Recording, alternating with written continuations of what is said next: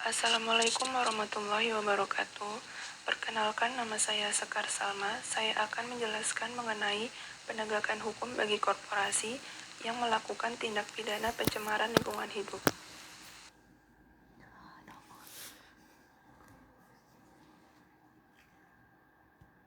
Sumber daya alam di Indonesia cukup banyak dimanfaatkan untuk kegiatan pembangunan dan juga kebutuhan masyarakat. Namun, seiring berjalannya waktu, sumber daya alam mengalami penurunan kualitas sehingga berpotensi terjadinya pencemaran lingkungan hidup salah satunya, yang dikarenakan adanya tindak pidana lingkungan. Hal ini dengan memanfaatkan keadaan geografis seperti sumber daya alam dan juga kekayaan keanekaragaman hayati.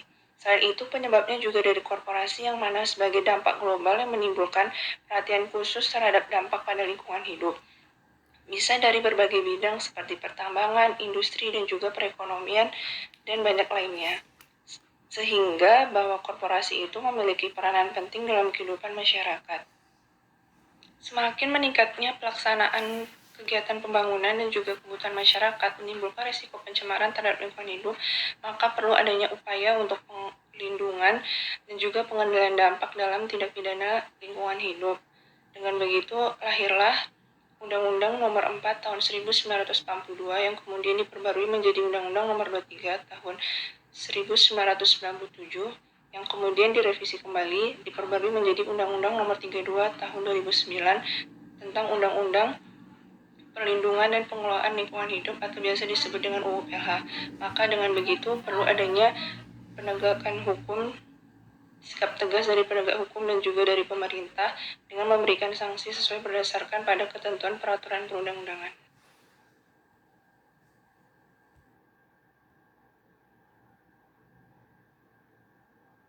Selanjutnya, rumusan yang pertama yaitu bagaimana penegakan hukum terhadap korporasi yang melakukan tindak pidana pada lingkungan hidup.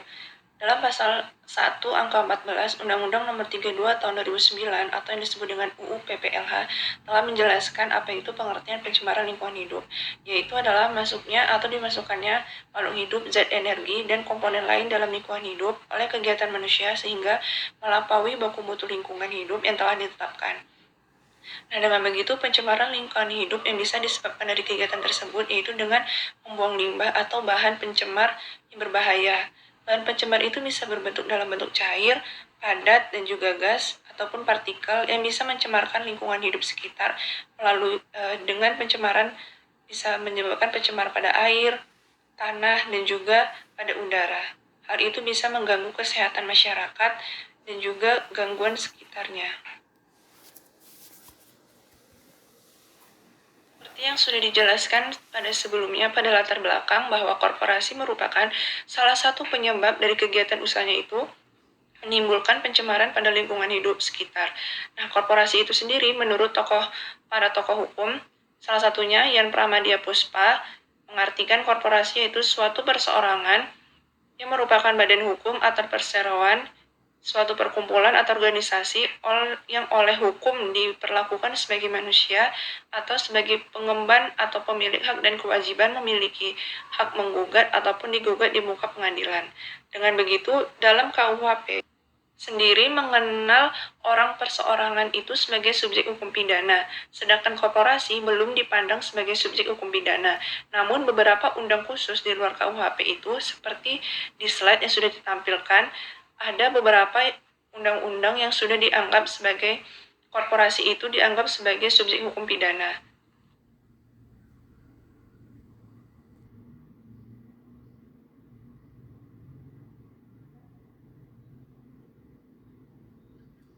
Perlu adanya upaya penegakan hukum untuk mengatasi pencemaran lingkungan hidup yang diberikan kepada pelaku tindak pidana pencemaran agar mereka jera.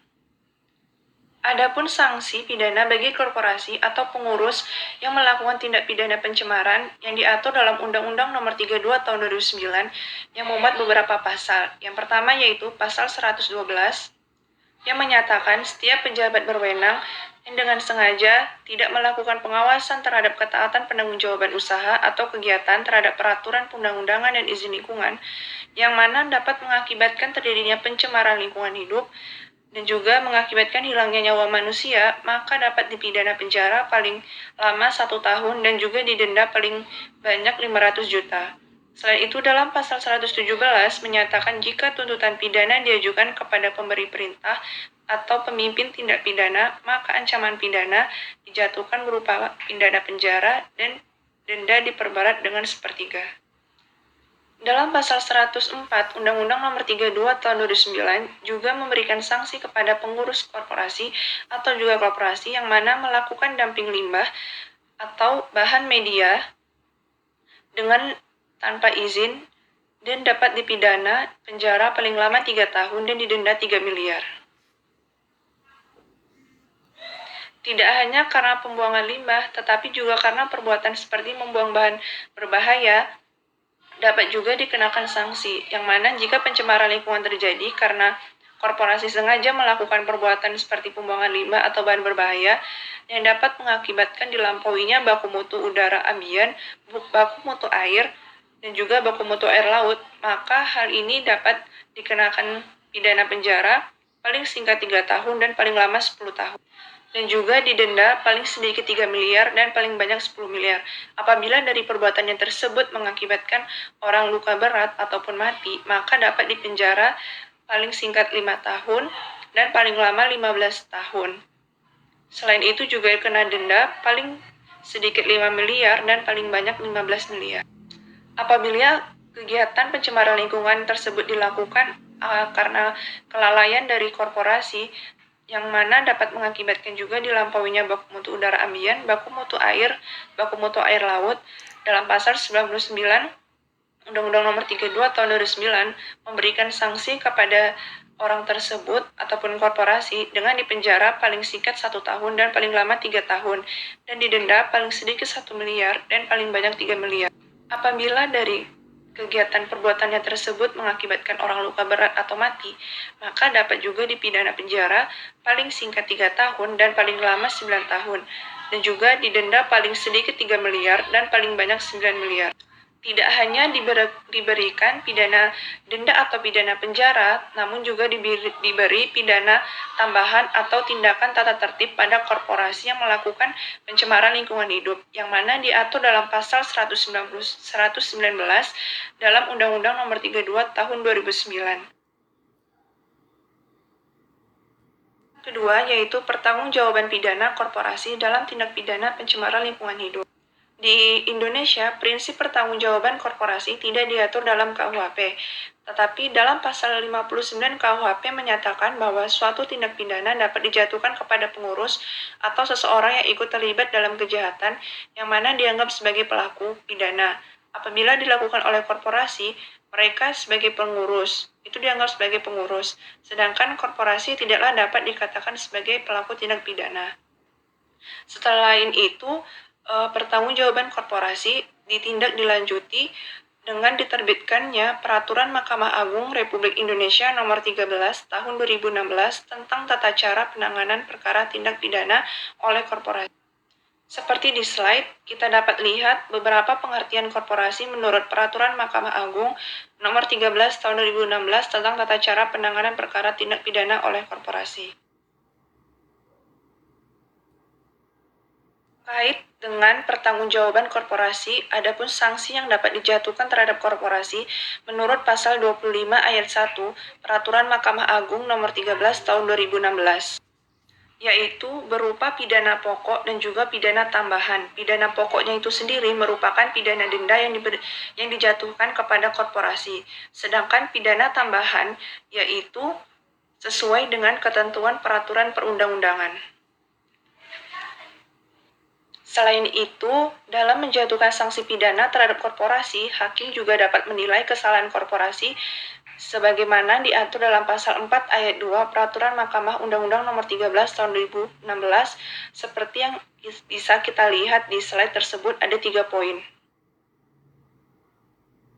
Maka dapat disimpulkan bahwa korporasi adalah suatu perseorangan yang merupakan badan hukum atau perseroan, yang dimana merupakan suatu perkumpulan atau organisasi yang oleh hukum dapat diperlakukan seperti seorang manusia karena memiliki hak dan kewajiban untuk menggugat ataupun digugat di muka pengadilan. Dalam KUHP sendiri, mengenal orang perseorangan sebagai subjek hukum pidana. Namun, beberapa undang-undang khusus di luar KUHP menganggap korporasi adalah subjek hukum pidana. Dengan begitu, korporasi bisa diberikan sanksi pidana baik bagi korporasinya atau pengurusnya, seperti beberapa pasal yang sudah dibahas sebelumnya yang terdapat dalam Undang-Undang Nomor 32 Tahun 2009 tentang UU PPLH. Kemudian, dalam prinsip pertanggungjawaban korporasi di Indonesia tidak diatur dalam KUHP, yang kemudian ditindaklanjuti dalam Peraturan Mahkamah Agung Republik Indonesia Nomor 13 Tahun 2016 tentang tata cara penanganan perkara tindak pidana oleh korporasi. Sekian dan terima kasih. Apabila ada kesalahan, mohon maaf. Wassalamualaikum warahmatullahi wabarakatuh.